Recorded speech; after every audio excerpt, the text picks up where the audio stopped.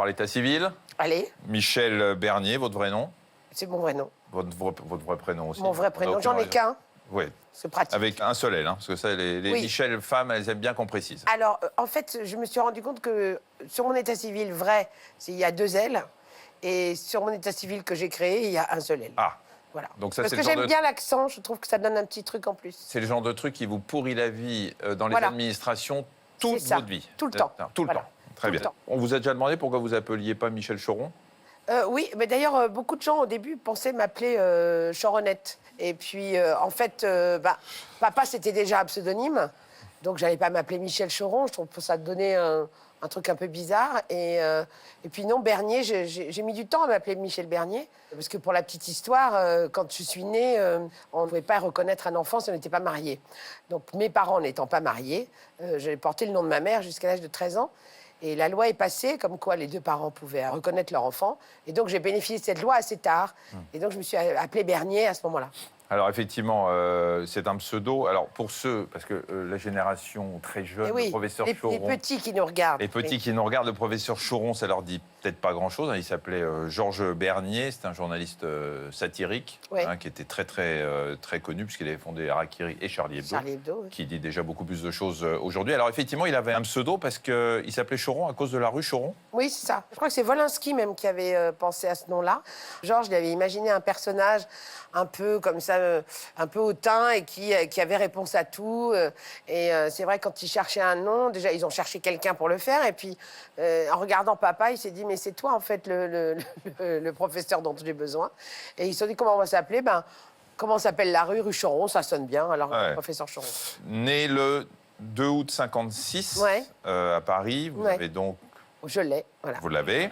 Oh vous arrêtez pas de le dire dans votre spectacle, alors on peut peut-être le dire quand même. Ouais, mais ça fait un peu plus. De quoi? Je Par vous le rapport au mets quand spectacle? même. Non, mais ça fait 62 et demi. Situation familiale. Situation familiale. Très bien. En tout cas, vous êtes mère de 2 enfants, ça on peut le dire. oui. Charlotte et Enzo. Voilà. Et grand-mère. Et grand-mère. Ça Ça Ah. c'est top. oui, c'est top, mais ça file un coup quand même. Ah ben non. Non? Eh ben non, ça a été tout le contraire, en fait. Ah ouais? C'est-à-dire que j'étais tellement réjouie pour ma fille. Ça vous a rajeuni? Oui, ça m'a donné un coup de fouet dingue. Je me suis dit, j'ai envie d'en profiter longtemps de ces petits loulous-là. Et donc, ça m'a redonné du jus, voilà. Vous mesurez 1m74, c'est ça? 15, allez. Ah, vous grandissez, vous êtes les seuls à... D'habitude, on se tasse un peu, vous... Eh ben, pas moi. Vous... Vous ne parlez pas des Moi, talons, vous mettez pas de talons? Je n'ai pas de talons. Non. Non, mais moi, je fais tout contre la médecine. Hein. Vous me C'est vrai dites que je dois me ratatiner, je ne me ratatine pas. Je prends un coup de vieux, je n'en prends pas. Très bien. Voilà. Eh bien, écoutez, vous êtes un modèle. Vous êtes un modèle pour la recherche. Ah, ouais, ça va. Bon, on va parler du poids. De ce côté-là, le poids, c'est pareil. J'emmerde tout le monde. Comment? J'emmerde tout le monde. Vous emmerdez tout le monde, d'accord. Alors... oui, mais... si il je est me là, permets- c'est comme si vous demandez à, je sais pas, un pygmée pourquoi il est petit, ça n'a aucun intérêt. Je pense que si Dieu s'est gouré sur un truc avec moi, c'est qu'il a mis... moi, je voulais du volume aux cheveux et il me l'a mis ailleurs.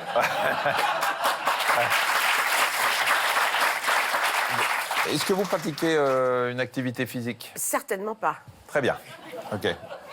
Non, en fait, je vais vous dire, le problème du sport, c'est que, d'abord, tous les copains sportifs, ils ont tous des problèmes de genoux, des problèmes de dos, des problèmes de ci, des problèmes de ça, que moi, je n'ai pas. Hein. Et en plus de ça, alors, c'est un cercle vicieux, parce que quand on est mince, eh ben, on fait du sport plus facilement. Et quand on commence à être un peu rond, ça devait être plus difficile. Et plus c'est difficile, plus on vous le fait remarquer que c'est difficile et qu'il faudra encore faire plus d'efforts. Ouais. Donc, ça dégoûte, et donc on n'en fait plus. D'accord. C'est pour ça que vous avez dit que le sport, c'est une mauvaise idée. On grossit quand on arrête. Tous les gens qui arrêtent de faire du sport prennent du poids. Donc j'ai dit, j'en ai déjà assez. Je vais pas en Vous avez- plus m'y mettre. Vous avez quand même nuancé, puisque vous avez dit, sauf le sport à l'horizontale, là, je ne regrette jamais l'effort. Faire l'amour, c'est quand même une des choses les plus agréables au monde. Ah bah, vous n'allez pas me dire Donc, ça à moi. Donc franchement, d'abord, ça veut dire qu'on n'a plus. Donc déjà, ça fait du bien à soi-même. Vous dormez mal? Oui, Peu? peu. Très peu. 5 à 6 heures par nuit? Oui, voilà. Et ça, c'est... C'est quand on fait de la grasse mat. Ah, c'est beaucoup, ça. Et j'ai lu que vous regardiez la télé la nuit, et surtout, alors ça c'est un truc fou, il vous faut du bruit pour dormir? Oui. Ouais, tout le temps. Je déteste le silence. Et moi, j'aime pas les portes fermées. J'aime bien quand les choses sont que je peux les voir. Voilà. Et quand vous dites il faut du bruit pour dormir, c'est quoi comme bruit? Bah, la télé, souvent.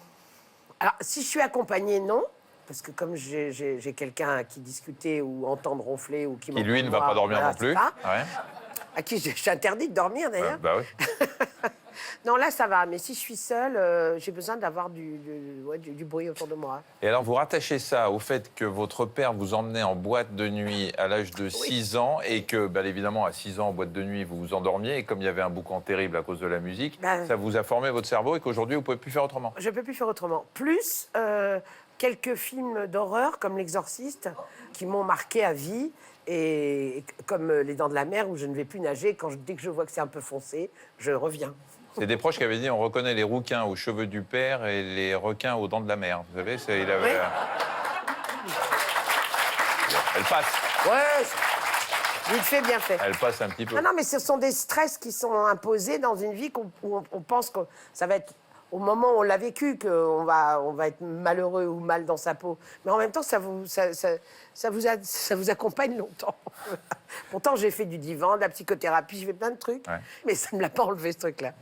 Il paraît que pour calmer vos angoisses, vous avez des petits trucs, que vous êtes fan de Jodassin, des comédies musicales, que vous chantez en permanence. Oui, j'adore la musique. Enfin, celle-là, surtout, la musique joyeuse. Je trouve qu'on ne fait plus de musique joyeuse. On fait que de la musique triste. Moi, Qu'est-ce que vous j'aimais avez bien. comme exemple de musique joyeuse? Eh ben, De chansons que vous moi, chantez? les Charlots, j'adore. Hein. Qu'est-ce que vous chantez, les Charlots? Merci, patron. Merci, patron. Quel plaisir de travailler pour vous. Elle est bien en ce moment, cette chanson. Vous avez des phobies? 7 milliards et demi, mais surtout serpent araignée. C'est pour ça que je m'étais faire les émissions Voyage en terre inconnue, Fort Boyard, Fort Boyard, tout machin. ça. Oh, bon, Mais ça veut dire quoi? Que vous tombez dans les pommes? Que vous pouvez faire un malaise? oui, je peux tuer des gens quand même, je crois. Ah ouais? Ah oui, je pense que la personne qui va me mettre devant un serpent sera mal. Ouais. Des tocs, des obsessions, des addictions? Addiction, oui. Laquelle? La clope. Vous fumez beaucoup? Bon, Souvent? trop. Disons qu'entre chaque clope, je ne fume pas. Ouais. Et la nuit, vous fumez pas? Non. Je fais attention. Vous avez essayé d'arrêter? Non. Non. Je ne peux pas tout arrêter. Si vous avez arrêté? Tout le reste. Là, j'ai pas vu grand-chose d'arrêter. Non, mais je pense que c'est...